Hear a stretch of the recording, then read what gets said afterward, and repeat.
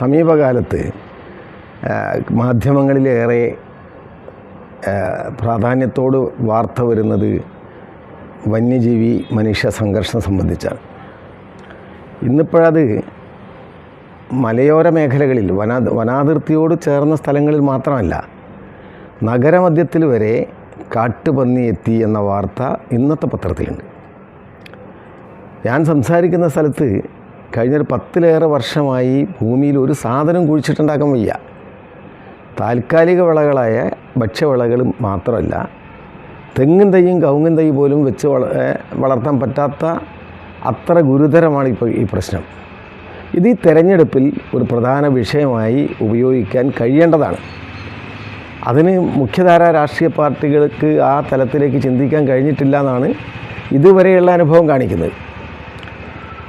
ഇതിന് ഒറ്റ പരിഹാരമേ ഉള്ളൂ. വന്യജീവി സംരക്ഷണ നിയമത്തിൽ പട്ടിക 1-ലാണ് ആന, കടുവ, കാട്ടുപോത്ത് തുടങ്ങിയുള്ള മൃഗങ്ങൾ.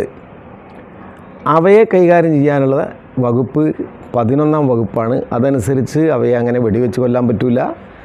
അങ്ങനെയായിട്ട് ആളുകൾ ആഗ്രഹിക്കുന്ന പോലെ അതിനെ നശിപ്പിക്കാൻ പറ്റില്ല. എന്നാൽ 62 എന്നൊരു വകുപ്പുണ്ട്. അത് 1972-ൽ ഈ നിയമം നിർമ്മിക്കുന്ന സമയത്ത് തന്നെ അതിനകത്ത് ഉൾപ്പെടുത്തിയതാണ്. ഒരു വാഹനത്തിന് എൻജിൻ കയറ്റുമ്പോൾ ഫലപ്രദമായ ബ്രേക്ക് സിസ്റ്റവും അതിൻ്റെ അകത്ത് ഉണ്ടാക്കിയിരിക്കണം. ആ സ്ഥാനമാണ് സത്യത്തിൽ ഈ 62-ാം വകുപ്പിനുള്ളത്. കർശനമായ വ്യവസ്ഥകളോടുകൂടി വന്യമൃഗങ്ങൾ സംരക്ഷിക്കപ്പെടുമ്പോൾ അവ പെറ്റുപെരുകി ജനവാസ കേന്ദ്രങ്ങളിലെത്തി ജനജീവിതത്തിന് ആപത്താകുന്ന ഘട്ടത്തിൽ അവയെ നിയന്ത്രിക്കാൻ വേണ്ട വ്യവസ്ഥകളുള്ളതാണ് ഈ 62-ാം വകുപ്പ്.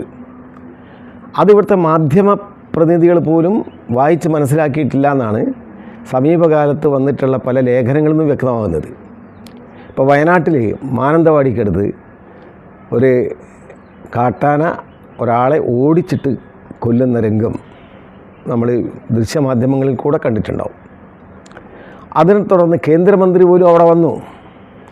ഇവിടെയുള്ള വലിയൊരു പ്രശ്നം, ജനത്തിനറിയാം കേരളത്തിൽ വന്യജീവി സംരക്ഷണ വകുപ്പിന് മന്ത്രിയുണ്ട്, അത് AK ശശീന്ദ്രനാണ്. ഈ രംഗത്തുള്ള എല്ലാ വീഴ്ചകൾക്കും അദ്ദേഹമോ അദ്ദേഹത്തിൻ്റെ വകുപ്പോ ആണ് കാരണം എന്നാണ് പലരും ധരിക്കുന്നത്. ആ നിലക്ക് പലരും എന്നോട് തർക്കിച്ചിട്ടുമുണ്ട്. എന്നാൽ കാട്ടുപന്നി ഉൾപ്പെടെയുള്ള വന്യമൃഗങ്ങളെ കൊന്നു നശിപ്പിക്കാൻ പറ്റുന്ന വ്യവസ്ഥ 62-ാം വകുപ്പിലുണ്ട്. 62-ാം വകുപ്പനുസരിച്ച് ഇത്തരം മൃഗങ്ങളുടെ സാന്നിധ്യം കൂടുതലാവുന്ന പ്രദേശങ്ങളെ ഉൾപ്പെടുത്തിക്കൊണ്ടൊരു വിജ്ഞാപനം പുറപ്പെടുവിക്കാം. ആ വിജ്ഞാപനം ഈ ജീവിയെ, ക്ഷുദ്രജീവി, ഇംഗ്ലീഷിൽ പറഞ്ഞാൽ വെർമിൻ ആയി നോട്ടിഫൈ ചെയ്താൽ, ഒരു നിശ്ചിത പ്രദേശത്തേക്ക് നിശ്ചിത കാലത്തേക്ക് വെർമിൻ ആയി നോട്ടിഫൈ ചെയ്താൽ അതിനെ ആർക്കും എങ്ങനെയും പിടിക്കുകയും കൊല്ലുകയും തിന്നുകയും ചെയ്യാം. ഈ 11(1)(b) അനുസരിച്ചാണ് ഇപ്പം കൊല്ലാനുള്ളൊരു അനുവാദം കൊടുത്തിരിക്കുന്നത്. അതനുസരിച്ച് ചെയ്യുമ്പം ആ കൊല്ലപ്പെട്ട പന്നിയുടെ ബോഡി സർക്കാരിൻ്റെ മുതലാണ്. അത് തിന്നാൻ വിട്ടുകൊടുക്കാൻ പറ്റില്ല. അത് മണ്ണെണ്ണ ഒഴിച്ച് കുഴിച്ചിടണം. അത് പോസ്റ്റ്മോർട്ടം നടത്തണം. അതിന് മുമ്പായിട്ട് അത് ഫോറസ്റ്റിലെ ഉദ്യോഗസ്ഥന്മാരും വെറ്റിനറി ഡോക്ടറും വരണം. ഈ വകയിലൊക്കെ ചുരുങ്ങിയതൊരു 5000 ഉറുപ്പിയെങ്കിലും സർക്കാരിന് നഷ്ടമാണ്. വെടിവെച്ച് കൊല്ലുന്ന ആൾക്ക് 1000 ഉറുപ്പിക കൊടുക്കണം. അതേ സമയത്ത് വെർമിൻ നോട്ടിഫിക്കേഷൻ വന്നാൽ ആർക്കും എങ്ങനെയും അതിനെ പിടികൂടുകയും കൊല്ലുകയും തിന്നുകയും ചെയ്യാം. അതിന് ഭക്ഷണമാക്കുന്നതിന് വിലക്ക്, മതപരമായ വിലക്കുള്ളത് മുസ്ലിങ്ങൾക്ക് മാത്രമാണ്. ഇനി വെജിറ്റേറിയൻസ് അതിനെ കഴിക്കില്ല നോക്കുക. എന്നാൽ ബാക്കി മഹാഭൂരിപക്ഷം ജനങ്ങളത് ഇഷ്ടപ്പെടുന്നില്ലേ? ആ നോട്ടിഫിക്കേഷൻ എന്തുകൊണ്ട് കേന്ദ്ര ഗവൺമെൻറ് ഇത്ര കാലമായിട്ടും ഇറക്കിയില്ല എന്ന ചോദ്യമാണ് ഈ തെരഞ്ഞെടുപ്പിലും ഉന്നയിക്കാൻ പറ്റുന്ന ചോദ്യം. അങ്ങനെ ഉന്നയിച്ചാൽ അതുകൊണ്ട് ജനങ്ങൾക്കുണ്ടാകുന്നൊരു പ്രയോജനം, മാറി വരുന്ന ഗവൺമെൻറ് ഏതായാലും, അത് BJP ഗവൺമെൻറ് ആവർത്തിച്ച് വന്നാലും ശരി, ഇന്ത്യ മുന്നണിയുടെ ഗവൺമെൻറ് വന്നാലും ഈ നോട്ടിഫിക്കേഷൻ ഇറക്കാൻ അവർ നിർബന്ധിതരാവും. ഇങ്ങനെ നോട്ടിഫിക്കേഷൻ നേരത്തെ ഇറക്കിയിട്ടുണ്ടോ എന്നൊരു ചോദ്യം സ്വാഭാവികമായും വരാം. ഉണ്ട്, കേരളത്തിലല്ല. ഹിമാചൽ പ്രദേശിൽ കുരങ്ങുകളെ വെർമിൻ നോട്ടിഫിക്കേഷനിലൂടെ കൊല്ലാൻ അനുവാദം കൊടുത്തിരുന്നു. അവിടെ ആപ്പിൾ തോട്ടം മുതലാളിമാരുടെ ആപ്പിളുകൾ മാർക്കറ്റിലെത്തണമെങ്കിൽ കുരങ്ങിനെ കൊല്ലണം. അതിന് 2018 മറ്റോ അങ്ങനെ ഒരു അനുവാദം കൊടുത്തിട്ടുണ്ട്. അങ്ങനെ ഇന്ത്യയുടെ പല ഭാഗത്തും പല ജീവികൾ, ഇപ്പോൾ വടക്കേ ഇന്ത്യയിൽ പലയിടത്തും കാണുന്ന ഒരു ജീവി നീൽഗായ് എന്ന് പറയുന്ന ഒരു കുതിരയുടെയൊക്കെ വലുപ്പമുള്ള ജീവിയാണ്. അതൊക്കെ വലിയ ആപത്താണ് ജനങ്ങൾക്ക്. അപ്പം അതിനെ കൊല്ലാൻ അനുവാദം കൊടുത്തിട്ടുണ്ട്. പക്ഷേ കേരളത്തിൻ്റെ ആവശ്യം നിരാകരിക്കപ്പെടുന്നു. അതെന്തുകൊണ്ട് എന്ന് വിശദീകരിക്കാൻ ബാധ്യതയുള്ളവർ ഈ തെരഞ്ഞെടുപ്പ് കാലത്തെങ്കിലും വീടുകളിലൊക്കെ വരും. അവരോട് ജനങ്ങൾ ചോദിക്കണം. എന്നിട്ട് അവർ മുഖേന അത് നേതൃത്വത്തിലെത്തണം. ഇപ്പോൾ ഇന്നത്തെ പത്രത്തിൽ പ്രകാശ് ജാവദേക്കർ, അദ്ദേഹം BJPയുടെ നേതാവാണ്, അദ്ദേഹമായിട്ടുള്ളൊരു ഇൻ്റർവ്യൂ ഉണ്ട്. ആ ഇൻ്റർവ്യൂവിൽ പോലും തെരഞ്ഞെടുപ്പ് ബോണ്ടുകളുടെ കാര്യം പറഞ്ഞെങ്കിലും ഇത് സംബന്ധിച്ചൊരു ചോദ്യം ലേഖകൻ ചോദിച്ചിട്ടില്ല. പക്ഷേ പാലക്കാട്ട് അദ്ദേഹം വന്നപ്പോൾ അദ്ദേഹത്തോട് ഈ ചോദ്യം ചോദിച്ചിരുന്നു. അദ്ദേഹം പറഞ്ഞ മറുപടി പച്ചക്കള്ളമായിരുന്നു. കേരളം ആവശ്യപ്പെട്ടിട്ടില്ല എന്നാണ് പറഞ്ഞത്. കേരളം 2011 മുതൽ ഈ ആവശ്യം ഉന്നയിച്ചു വരുന്നുണ്ട്. 2011-നും 2014 ഇടയ്ക്ക് ഈ ആവശ്യം അംഗീകരിക്കേണ്ടിയിരുന്നത് അന്നത്തെ UPA ഗവൺമെൻറ്റാണ്. അവരത് ചെയ്തില്ല. അന്നത് ചെയ്തിരുന്നെങ്കിൽ വനപ്രദേശങ്ങളോട് ചേർന്ന് കിടക്കുന്ന ചില ഗ്രാമങ്ങളിലേക്ക് മാത്രം ആ നോട്ടിഫിക്കേഷൻ മതി.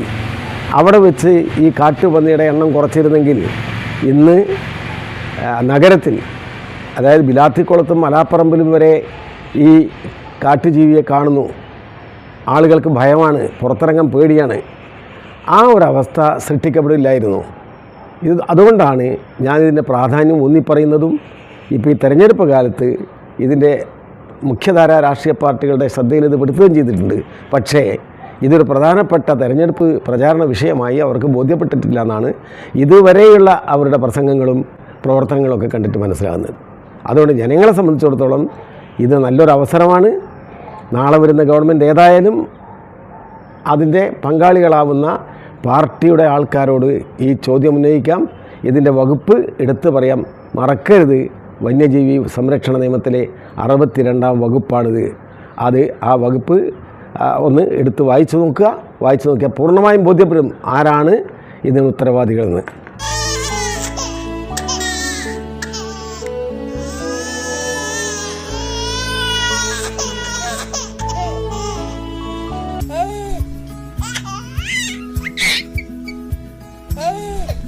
Invest your sleep on right mattress. Forwish mattress for healthy sleep.